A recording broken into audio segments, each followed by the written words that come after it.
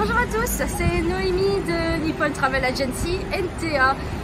Après avoir fait une petite visite de Tokyo, je vous propose de continuer cette fois avec Kappabashi.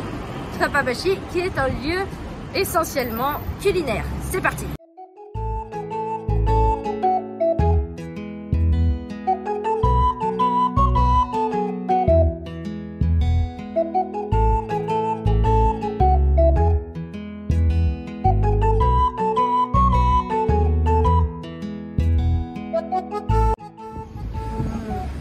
Donc voilà, vous voyez, il y a vraiment tout ce qu'on veut.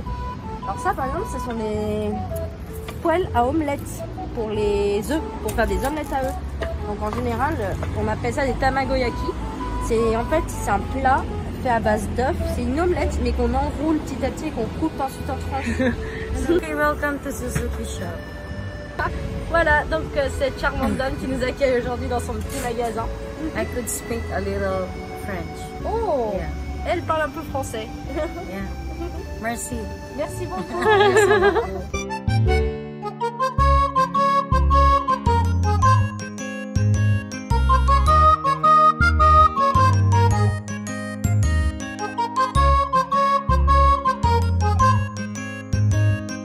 Ah, vous voyez là-haut ce qu'il y a ici? Ce sont des machines à glace pilée. Donc quand c'est vraiment ça en été, ce sont des petites machines où on empile de la glace. Et tout ça va être pilé ensuite pour aromatiser avec des sucres ou alors des sirops de fraises ou de menthe, tout ce qu'on veut. C'est de la glace locale en quelque sorte.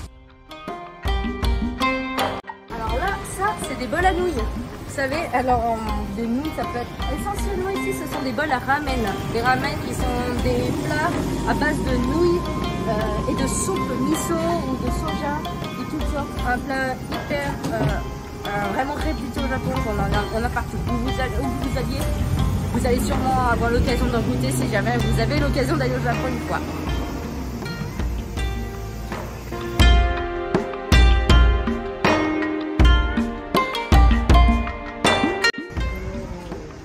Kappabashi dit également tout ce qui va être des produits de nourriture en résine. Donc dans les restaurants japonais, en vitrine, on a énormément de plats qui se ressemblent en fait à ce qu'on attend dans les menus.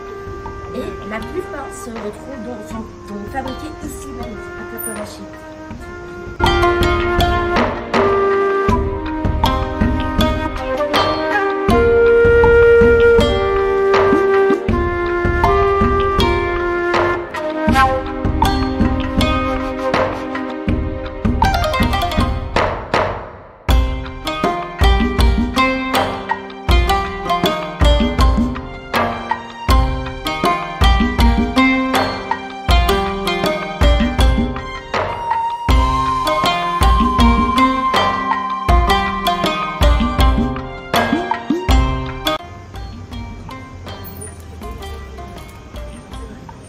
Bon allez, je vais me faire plaisir en me prendre un petit bol de ramen. Et allez, pour accompagner ça, on se fait un petit plaisir.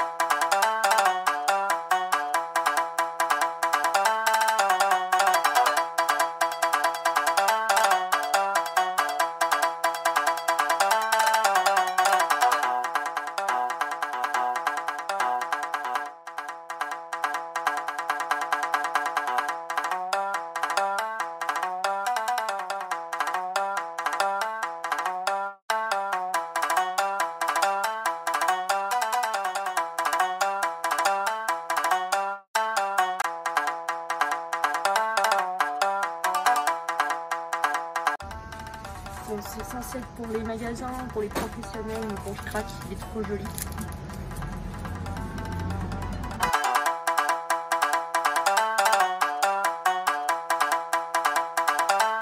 Ce que monsieur est en train de nous expliquer, c'est qu'il y a toutes ces lanternes là que on a vu à l'entrée. Et pour ceux qui ne savent pas bien le japonais, en fait, le monsieur va nous montrer le catalogue avec le plat que vous avez aimé en particulier, ou la boisson, ça peut être donc la bière, ça peut être la viande, les ramen. Et il vous montrera la lanterne qui correspondait au plat. Donc même pas besoin de retenir le mot, il suffit juste de vous souvenir de ce plat en particulier pour pouvoir retrouver la lanterne qui correspond.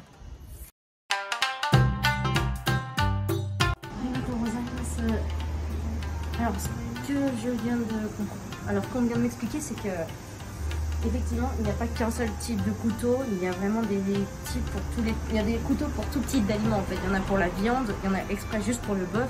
Il y en a qui sont faits juste pour la cuisine asiatique ou d'autres pour le poisson, pour les légumes. Il y a vraiment en fait des couteaux spécifiques pour chaque type d'aliment presque, ou même chaque type de repas qu'on va consommer. C'est assez incroyable en fait, voilà.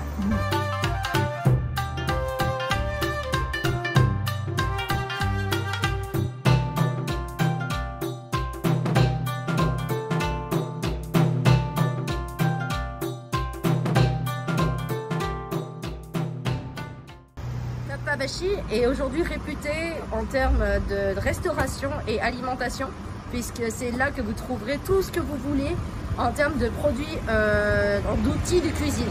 Notamment les couteaux de cuisine japonais qui sont aujourd'hui très répandus dans le monde de la restauration. C'est là que vous allez trouver, je pense, le plus de choix de couteaux japonais dans tout le Japon.